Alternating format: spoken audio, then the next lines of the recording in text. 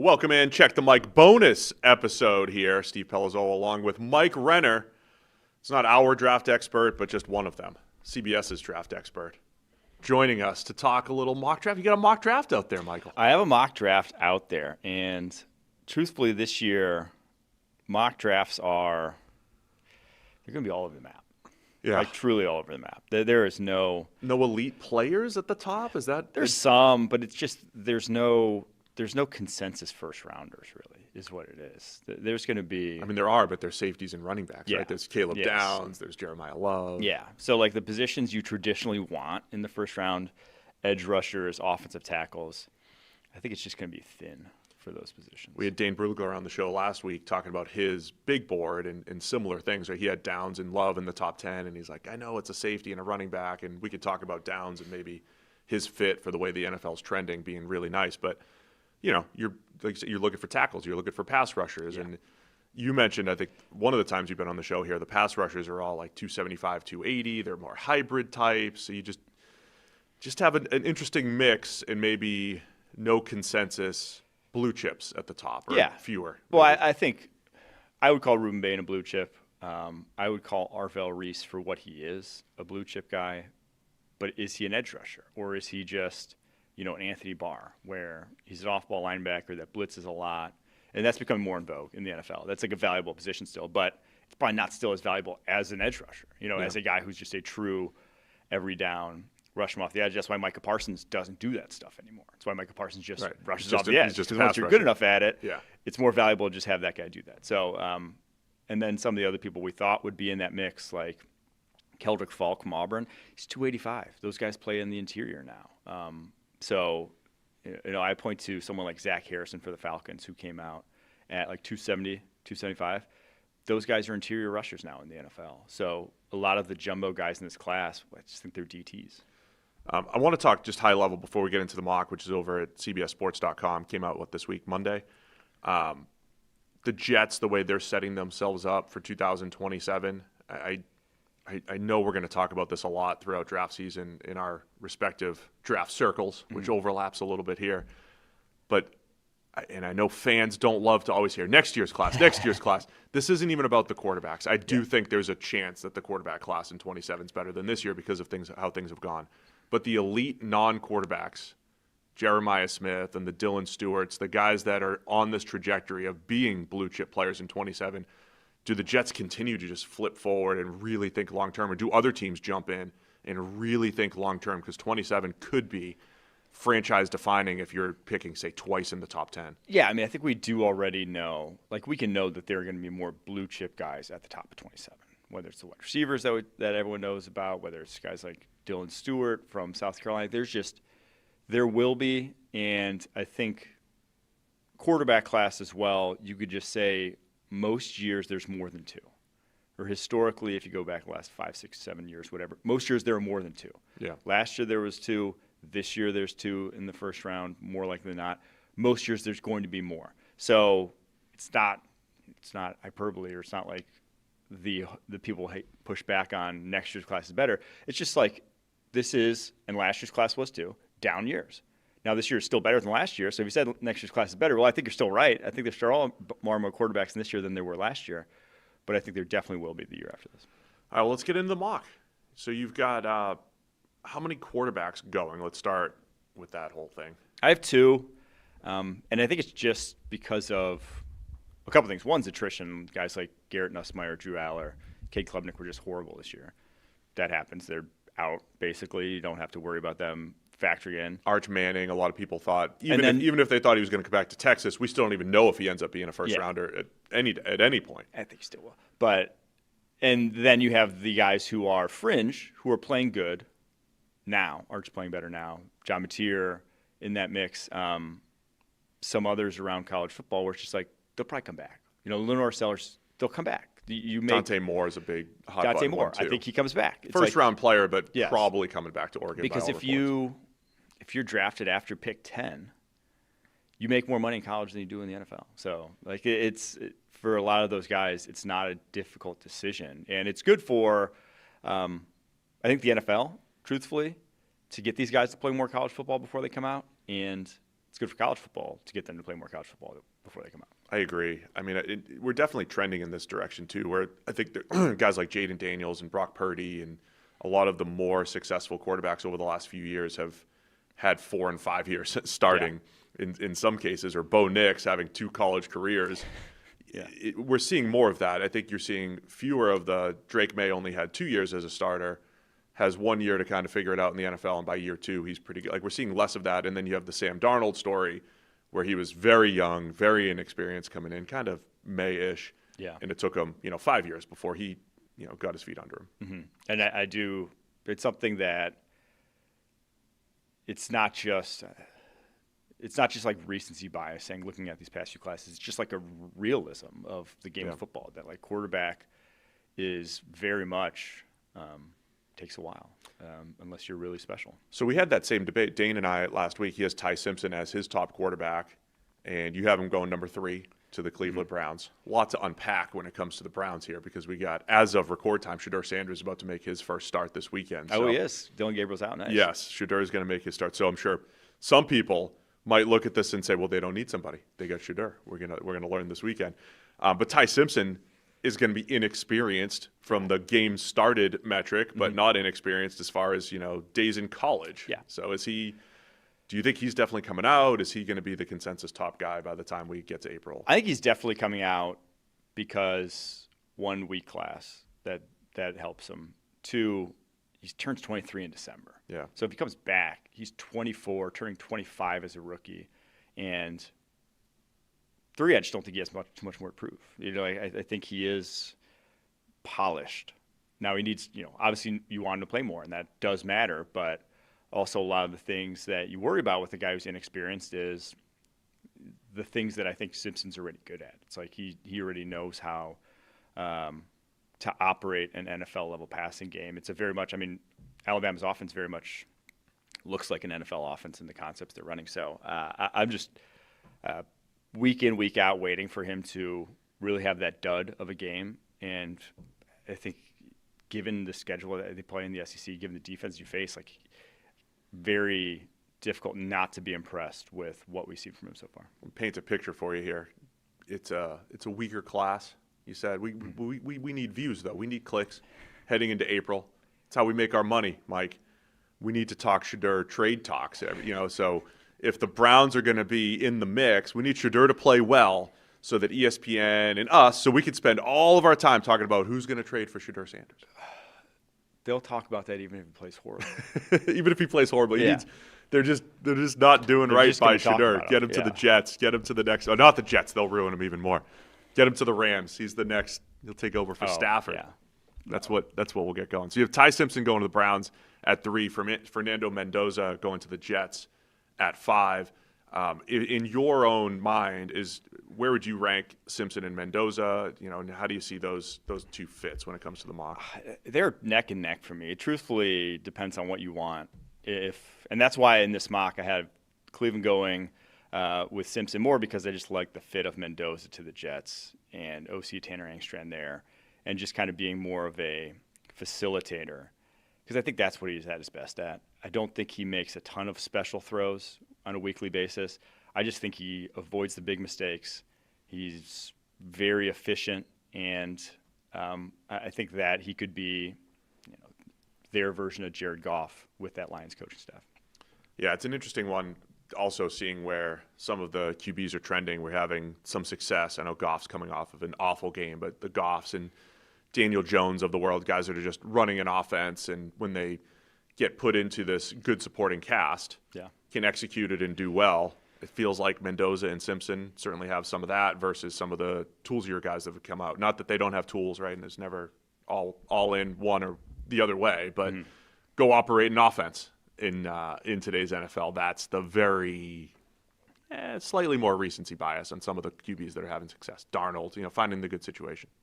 I think it's almost always been the case unless you have the guy at the top. Yeah. Like, even there's just so few elite, complete game changers. Yes. And now you've got, Burrow's hurt and Lamar, the guys that you put in that top 4 or 5 are either hurt or not playing their best football if you're Josh Allen and Patrick Mahomes. So now it's like this, I don't know, the rest of the league's compressed, I think, this year at quarterback. Yeah, I would agree with that assessment. At the top, I've always thought, so the Titans are picking number 1 as of right now. By the way, just the general caveat, we're sitting here in mid-November with this mock draft. We know the draft order is going to change. It's certainly more of like a player fit, team and fit exercise and a general draft stock exercise, right? It's certainly not a prediction because we have no idea what the draft order is. But Reuben Bain going number 1 overall to the Tennessee Titans, they absolutely need help. It's from a pass rush perspective. I could see them going pass rush with their first 2 picks potentially. I've really liked this fit for the Titans all the way through. Yeah, they could use obviously a wide receiver too. Could use it. Desperately need a wide receiver too. But I do think that if you have a chance to draft Reuben Bain, you just do it. Like he's that good at a valuable position. You don't have anyone there. You just have all journeymen on that roster basically at edge right now. Him and Jeffrey Simmons, I think stylistically, feels like a good 1-2. I mean, they're just going to collapse a lot of pockets. It's going to be 2 guys who can overpower offensive linemen. So it's just one of my favorite fits. And even if, they're going to trade out of 1 if they get 1. Someone will probably come up and get a quarterback. I think there are quarterbacks worthy of that. But hopefully they won't trade down too far and can still snag them. I think if you're a Titans fan, that's the ideal scenario is you get not that you're rooting for losses the rest of the season, but if you get the number 1 pick, you're able to trade down to, say, 3, still get a Reuben Bain, and then just stock up on picks. They're already trying to stock up on some low-rounders with some of the trades that they've made, but they need even more at this point, the way that roster's set up. I think you're hoping you trade down and get someone who has 2 firsts. So whether that's the Rams, whether that's the Browns in this class who has those 2 firsts, that you use the second one then on a wideout. Yeah, that's going to be the Browns and Rams, and obviously now the Cowboys have some flexibility over the next couple of years, and the Jets have the most flexibility over the next couple of years. It's going to be really interesting to see what the teams that have the extra first rounders over the next couple of seasons, how they're able to leverage things here in this draft. I still can't believe Clemson has been this bad this year. You have Peter Woods going number 2, T.J. Parker, who was thought to be maybe a top 10 pick. You have him going a little bit lower, but they have corners. They're loaded with draft prospects, and it's the worst season for Dabo in years. They haven't developed guys. Peter Woods is the same guy he's been since he was a freshman. Now, he was great as a freshman, but I think it's just indicative of the shortcomings of why why they are where they are right now. It's just guys don't get better in that program or haven't gotten better over the past probably 5 or so years. There's just not been a great track record of development coming out of Clemson, unfortunately. And so you have Peter Woods going number 2. So any concerns with that lack of development? And you've got him going to the Giants, which, the player and team fit is going to be really interesting. We already thought that the Giants had this loaded defensive front. Maybe they don't have Kayvon Thibodeau for long, but they'll at least have Brian Burns, Abdul Carter. Dexter Lawrence has been not himself the full season, but Peter Woods adding more of a penetrator next to Dexter Lawrence. We could be sitting here a year from now saying, wow, look how loaded that defensive line really is now. Yeah, I just another fit that I love where it's just, can you make your defensive line unbelievable? Unstoppable. You have a chance to. And so I think when you do, you attack that by all means necessary. And putting him next to Dexter Lawrence would just be incredible. I remember talking to someone from the Browns about the Mason Graham trade, and I liked the Browns trade generally anyway, trading to next year and giving up Travis Hunter and still getting a Mason Graham. And he said, we've been chasing this 3 technique for a while, right? Chasing that interior penetrator that does cause enough disruption that has to attract some level of the blocking scheme, and then you have Myles Garrett on the outside. Yes. And I don't think it's any coincidence that Mason Graham, Malik Collins, what they're able to do on the interior for the Browns has helped Myles Garrett. With his 15 sack at the moment. He's on pace to break the sack record. As I'm reminding everybody, Myles Garrett's been the same guy, right? He wins the same reps every year, as dominant as possible. Now QBs are holding it a tick slow, plus he's got some help. More help on the defensive line, and before you know it, it's like he's going to break the sack record. That's how good he is.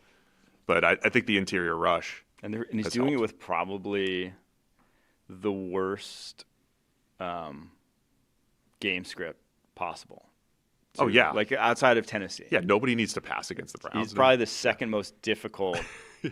pass rush. Yeah, exactly. Like It's second most incredible. difficult team to rush the passer on in the NFL this year. Wide receiver Jordan Tyson from Arizona State going to the Saints at 4. Now, we have talked about the receiver class maybe not being where it's been in previous years as far as the top of the class, but I think last time we had you on here, it's grown on you as a class generally, and is Tyson worth a top 5 to 10 pick at the position? I think he is. I think he's awesome. I mean, I think he's like a Rome Odunze type where I'm not sure there's anything he's elite at, but when you take the entire package, he's good at every single thing about playing wide receiver, and that combines to being, a number 1 wide receiver and the guy that is much more of a complete receiver than Chris Olave there. And so I do think if you're the Saints, you have to look in the mirror and say, this is more than 1 year turnaround. And you could draft a quarterback in this class, and maybe they still will, but I wouldn't be surprised if they give Shuck a little longer leash, or Shuck and Rattler, and just like say, we're going to try to develop them just a little more, because it's probably going to get worse before it gets better. You're losing even more guys after this offseason. And the cap situation is still such that they're still going through with so much dead money next season that wouldn't surprise me if 2027 is their sights for when they're going to attack QB. Yeah, it would be – imagine if the Saints – I don't know. Mendoza and Simpson are fine, and I have no problem with them going top 10, but there's always that outside chance, like, man, 27 could look really attractive. And if the Saints pick one of those QBs, and they're still picking in the top 10, they have a bad roster, picking in the top 10 in 27, and then you're like, man, do we pick another? You go Shuck in the second and then the first. I kind of like the idea of getting that roster back in shape right now, or starting to flip picks into 27 and positioning yourself. Yeah, I did too last year. That's why I was surprised when they went up and got Shuck. But they just need to build up the roster. Just truthfully, I'm a guy like Jordan Tyson, and as we kind of just said about the situation around an average quarterback, this gives you a great situation around whatever quarterback is there. Yeah. So you've and then you have the Jets taking Mendoza at 5, Raiders up on the clock at 6. They go Arvell Reese, the linebacker out of Ohio State. He's dabbled on the edge a little bit. What do you make of him as a player? I think he'll be a fun discussion once we come, to the offseason here. Yeah, I mean, I just wish you would see him a little more as pass rusher. I don't think his move to the edge is he's not as easy to look at the movement skills and the athlete and say he'll for sure be the way he kind of did with Micah Parsons, the way probably did with like Abdul Carter before he moved from linebacker to the edge. He's not quite as twitchy as those guys as a pure pass rusher. But he's a different kind of body type. He's like 6'4", 240, and long. Like he has actual length at his disposal that those two really still don't win with. And so a different type of linebacker to edge conversion. But to me, that's what he's going to be. I think you're just playing him at edge is what you're hoping. And if he doesn't turn into a dominant guy, then you kind of do the hybrid role for him. But he's explosive. He's long. He's strong as can be. Like at that size, I think there's just a lot to like that you already see on tape that make him I don't want to say safe bet, but a worthwhile bet if you have the number 6 overall pick, just because of what it could be. So last year we had Jalen Walker, who is a literal hybrid in Georgia's scheme, playing off-ball linebacker, playing on the edge. And you had, say, Abdul Carter, who the previous year played linebacker, then made the move full-time to edge. So we've seen a lot of linebacker edge hybrids or conversions over the last couple of years, Micah Parsons, of course, being the most famous one. But Reese is probably the one that has played on the edge the least out of all of them. Yes. And so that's where I'm going to always bring up my concerns, because I only look at I look at top 10 picks 2 different ways, right? You look at ceilings, you look at risk management. To me, that's the risky part. If you do want to play him on the edge, and he would be more of a power player, right? Like his best reps look more like a Jared Verse than they do a Micah Parsons, right? Like straight up speed to power. It looks incredible, but Abdul Carter didn't have to like learn on the job how to rush the passer. He at least had a year at Penn State because he was kind of raw as a rusher. a year ago. So he had more college reps. So that's what I wonder about Reese is he doesn't have the reps. And just my PSA for those, I saw charts going around showing his pressure rate against other edge rushers. And you just have to be careful with those things because most of his reps are at off-ball linebacker where pressure rates are through the roof. You can't compare linebacker reps to edge rusher reps. I'm not saying he can't do it. But he's shown these incredible flashes, but we're talking about like 70 edge rush reps. Isn't there also, and now maybe correct me if I'm wrong on this, but if he's a spy on plays and gets a pressure, that counts as a coverage snap, I think technically. It might mess with. But then it gives you a pressure add-on to your pass rushing. So there might be something funky with guys who are spies a lot in their pressure numbers. So I saw that. So me, Mr. Context on social media, like putting a damper on everything. Just don't look at the charts where like Arvell Reese. That's Arvell Reese is an alien. It's like he might be. I'm not saying he's not. I'm just saying that data point, his pressure rate compared to Micah Parsons and all these other players who were edge rushers, or when you're comparing to them as edge rushers, just don't do that yet. But he's going at 6 to the Raiders, who need any kind of defensive talent. And honestly, if he's an edge rusher or a linebacker, I think they're getting a player there. Yeah. You have another receiver going top 10, Carnell Tate. What a season so far. He's great. He might be. I mean, he may even be better than Jordan Tyson when it's all said and done. Obviously, he's banged up now. Hasn't played the past couple of games, but he looks so good. I mean, he's big, long, smooth, and he's fast this year. I mean, he might run low 4.4s at 6'3" with probably like a 6'8" wingspan. That's he's just been so good this year. I'd be very surprised if he's not a top 10 pick at this point. So you got him going to the Washington Commanders. Nice little compliment to the aging now, Terry McLaurin and Deebo Samuel. I like that as a fit quite a bit, by the way. Tate for Ohio State, too. I mean, just the absolute no factory. Downfield production. I mean, just zero this year in that Commanders offense without Terry McLaurin. Yeah, and so I think Tate, I mean, his body control, ball skills, everything that he's shown this year has been really impressive. I think he went from a day 2 type of player to he's just creeping up higher and higher in first-round mock drafts here. Caleb Downs to not the Atlanta Falcons at 8. It's the Los Angeles Rams. The Rams have the Falcons' first-round pick. Caleb Downs, he is, every couple of years you get this safety, Kyle Hamilton, Derwin James. You get this safety that just looks from start to finish his entire career like a top 10 caliber player. Hamilton fell all the way to 14. Good for the Ravens. Derwin fell all the way to 17. But the way the NFL's trending right now, Caleb Downs as a safety going in the top 10, given the rest of this class, this isn't crazy, is it? No, the only thing that could keep him is he might not be 6 foot. He's listed at 6 foot. I mean, his brother came in the combine at 5'8.5" or something, right? So he might be like 5'11", 5'10.5". That's the only reason I could think of. His brother's Josh Downs, yeah. Josh Downs for the Colts, But especially for the Rams, and that's why I like the fit of the Rams. They're like a nickel dime based team. Talked about it a bunch in that Seahawks game about how they were matching with 5 DBs still when they went 3 tight ends, and that's what they want to do. And to do that, though, you need DBs that can tackle, and DBs that are going to come downhill. And he's so good at that. That's probably his best trait. And the Rams are also another team that wouldn't care that he's 5'10.5", wouldn't care that he's 5'11". They don't base their draft boards off of cutoffs and stuff like that. So, for all those reasons, the guy's just exceptional at safety. I think he reminds me a little bit of Brian Branch as far as the level of safe as a football player. I mean, there was a point in my offseason that year where I was mocking Brian Branch in the top 10 because I was just like, the positional value thing, it matters a little bit, but I think you're getting a really good hybrid football player here. And if that trend continues where, more teams are trying to play the run with lighter boxes and do it with these hybrid type players, Imanwari, what he's been doing with Seattle, I feel like the league goes through these phases every few years where the safety linebacker guy is a little bit more valuable, the Kenny Vaccaro types. And sometimes it works, sometimes it doesn't. I think at the end of the day, though, Downs lands in the top 10 because of the lack of blue chips and the trend of his type of player, being valued. Completely agree.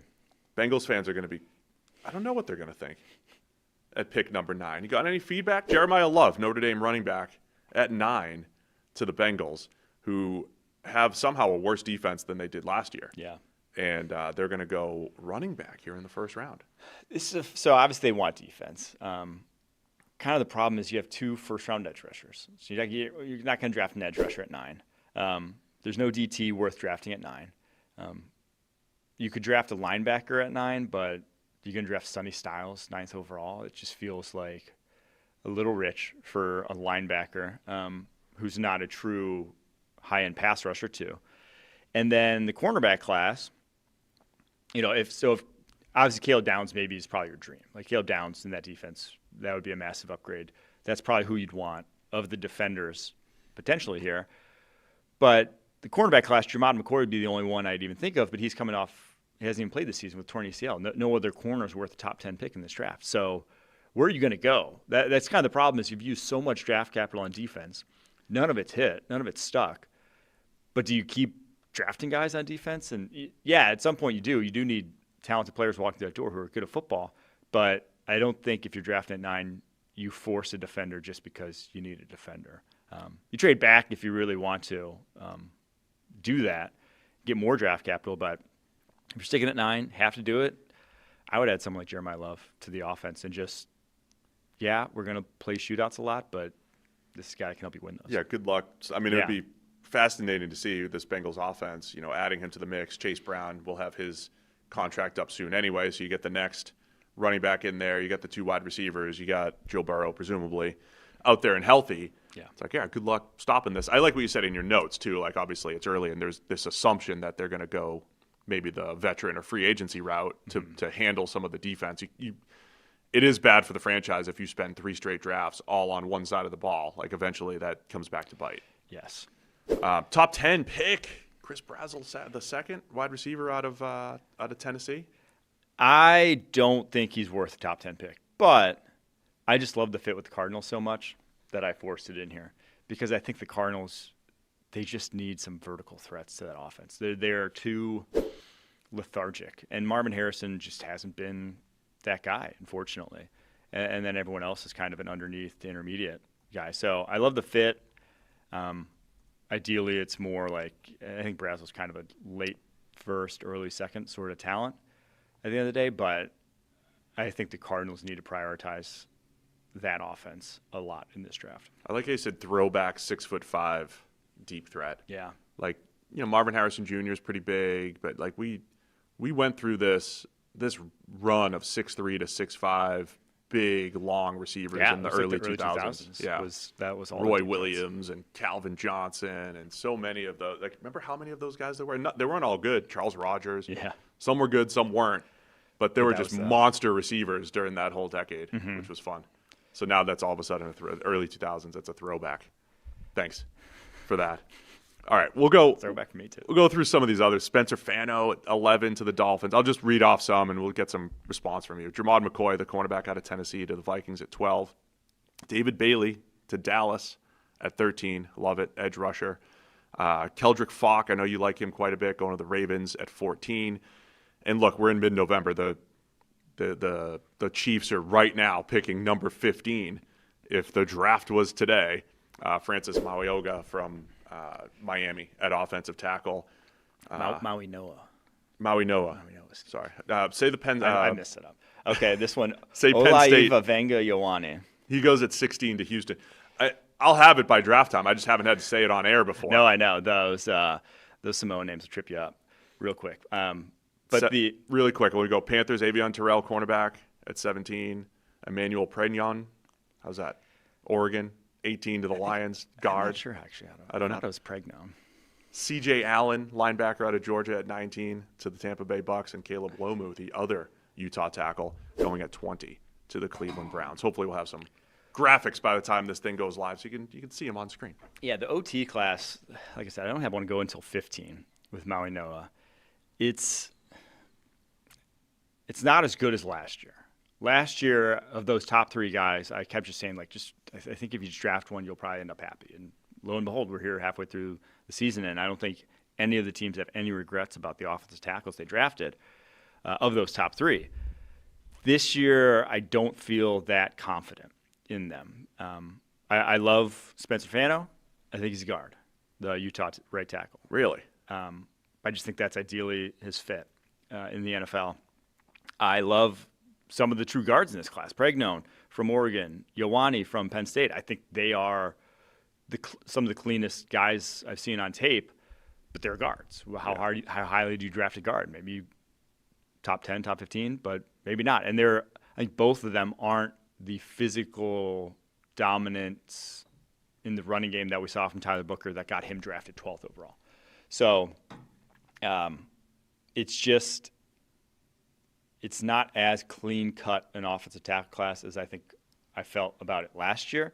Doesn't mean they can't still go highly. Obviously, need sometimes dictates those decisions. You know that's what's going to happen, right? That it'll still go highly? Yeah. Mike McGlinchey's the guy that I always think of. I thought he was a good prospect.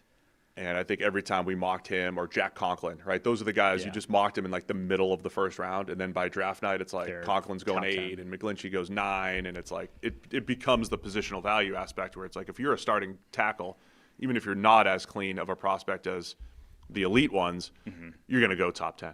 Yeah, I'm not questioning your mock draft here. I'm just saying if you're mocking them in the teens, which is your read on their value, I could with the uncertainty at the top, I could absolutely see a couple of these guys landing in the top 10. But then what year was it? 2018? What was the Ramczyk year? They didn't go until the 20s that year. That was 17. 17. Yeah. Ramczyk and Bowles, they didn't go until No, that's a good point. the 20s. So that was a rare year. And they both had, like Ramczyk had injury concerns, 1 year of play, even though he was elite. He's on my list. I tweeted that out recently. I said there's only a handful of players that I like. 1 year. Textable players. I call them text. I watch a guy and I'm like, and I have to text somebody, and it's usually you. And so Ramczyk was one of those guys. Hey, is this an NFL prospect? Yeah, he's good. So last year where there wasn't a top 10 offensive tackle was 2019. Jonah Williams, Andre Dillard that year were the top 2 tackles off the board. Oh, this feels like it's got to be a better class than that, right?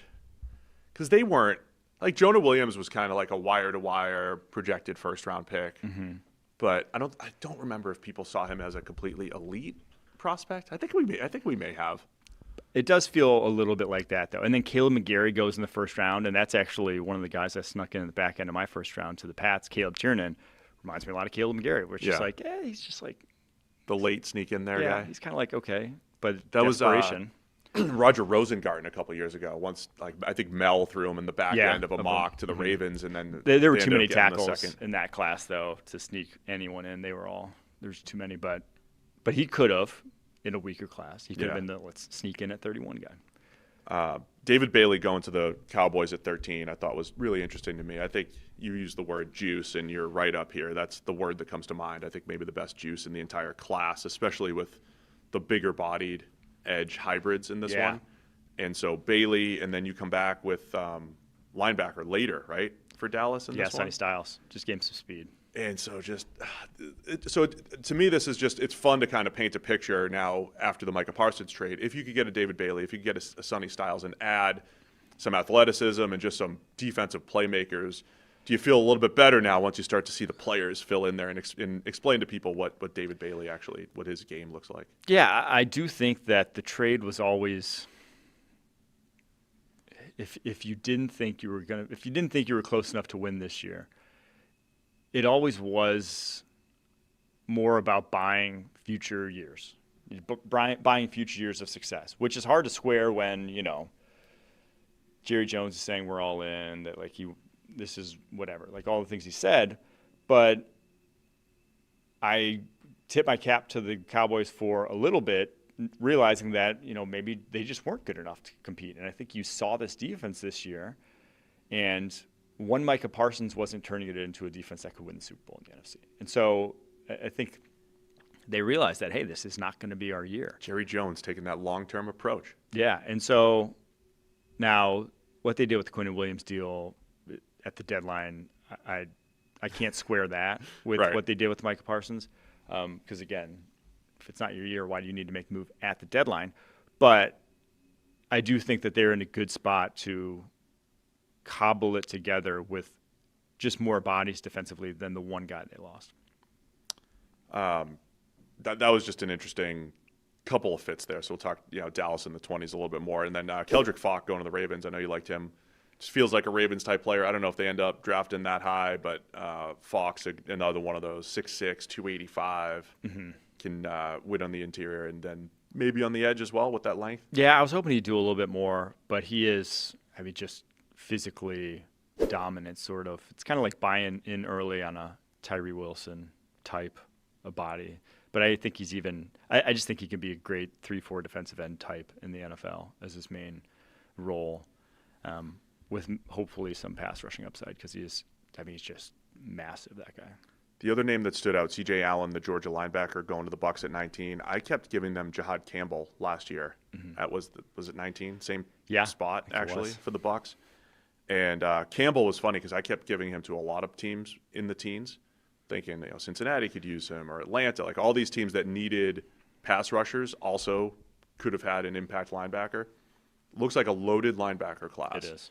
And I know we talk a ton about positional value and do you take him here and eventually the price and all these different aspects. And I think the league has definitely devalued linebackers, but I'll tell you, when you look around at the best defenses, they're usually pretty good. They're not all the time, but they usually have some impact players there. I do wonder if pendulum switches a little bit there or if it's just, hey, we've got a good year for linebackers.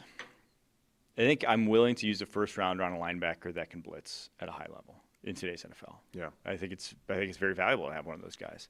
But I think C.J. Allen is one of those guys. So, I still think it's worthwhile. And then if you're the Bucs, what valuable position do you attack? Edge, probably the only one you could feasibly draft. I mean, DT, you have Kalijah Kancey Vita, wide receiver, maybe you want the next guy to transition from this Evans-Godwin era to Agbuka and whoever else. So maybe you could draft a wide receiver, but you're not drafting corners after what you did last year. So you're not drafting offensive tackles. You're not drafting a quarterback. There's really just not a lot of positions that are the valuable ones that they would draft in the first round.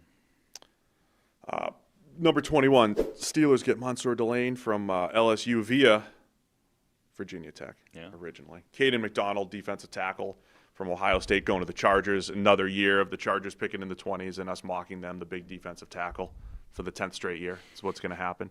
TJ Parker from Clemson going to the Niners at pick 23. Sonny Styles, you mentioned that, going to the Cowboys at pick 24, the linebacker out of Ohio State. Caden Proctor, the pass catcher / offensive tackle for Alabama, going to the Bears at 25.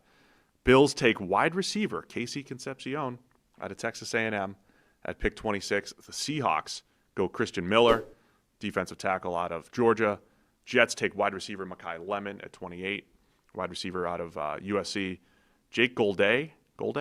Yeah. A linebacker out of Cincy, Bearcat. right down the street here. Pick 29, going to the Rams with their second first-round pick. And then Caleb Tiernan, you mentioned earlier, tackle out of Northwestern, going to the Patriots at pick 30.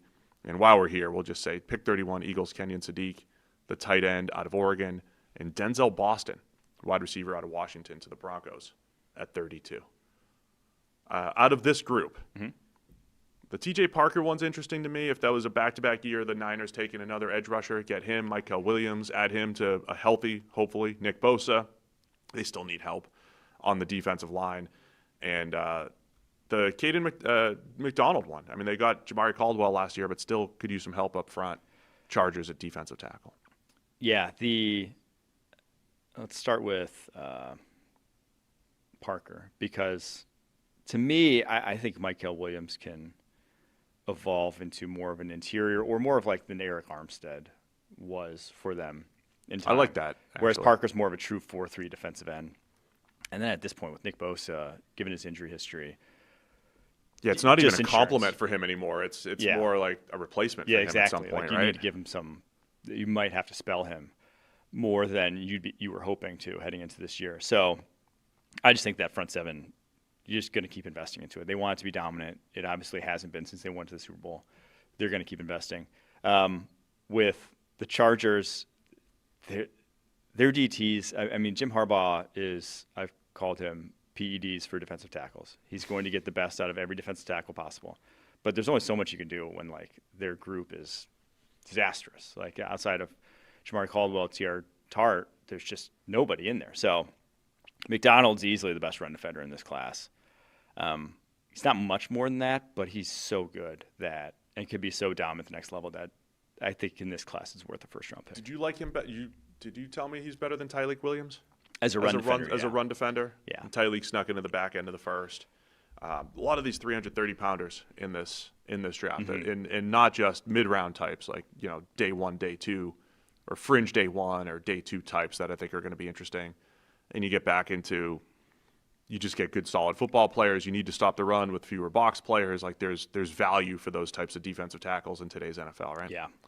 Caden Proctor, does he still go in the first round? He had just a really rough week 1 game against Florida State. You could tell he struggles with speed. He's built like a J.C. Latham, just an absolute monster, but he's got his best highlight reel plays are, catching screens.